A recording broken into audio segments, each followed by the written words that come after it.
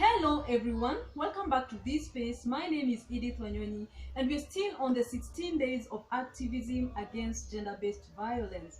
Today I want to speak to you about a very important group, a group that is very close to my heart, and this is the refugee group.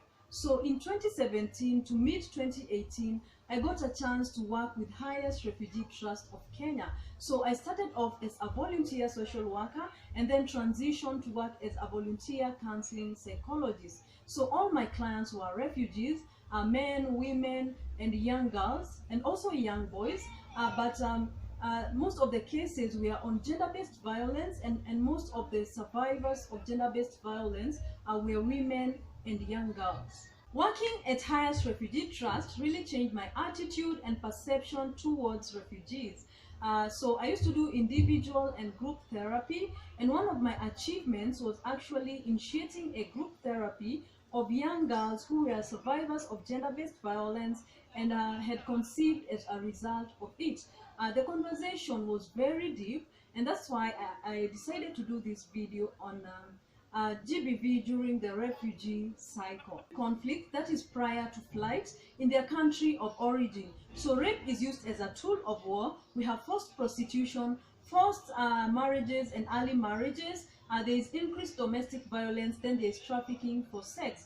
Then there is GBV during flight. So there are attacks by bandits. We have exploitation by military men and border guards. Then there is trafficking for sex. Then there is GBV in the country of asylum. That is the country that they've come to seek refuge. So we have exploitation by authorities, sexual attacks. These authorities could include camp representatives, we have police officers, humanitarian workers, we have foster care families, and also sex is used as a tool for survival because they do not have a place to sleep, they do not have food, and they do not have clothing.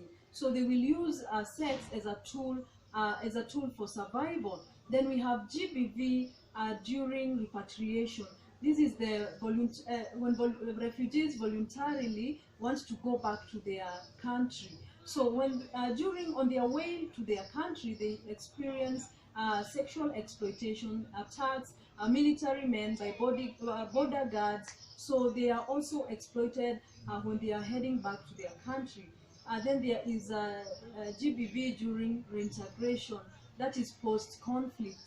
So when they are being reintegrated back to their country, they also face attacks, sexual attacks, they face domestic violence, young girls who've been left on their own are sexually exploited, and then there is exploitation from government officials so that they can get back their citizenship.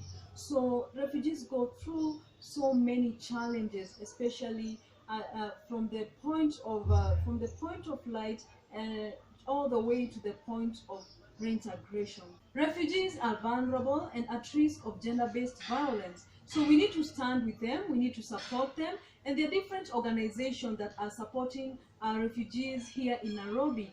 So we have the Highest Refugee Trust of Kenya, we have Danish Refugee Council, we have Kituo cha Sheria, we have Refuge Point, we also have the NCCK, and we have the UNHCR. So in case you come across a refugee who is struggling, please feel free to refer them to those organizations. Thank you so much for watching this video. I hope it has been helpful to you. Please subscribe, share, like, and comment. And until tomorrow, bye-bye.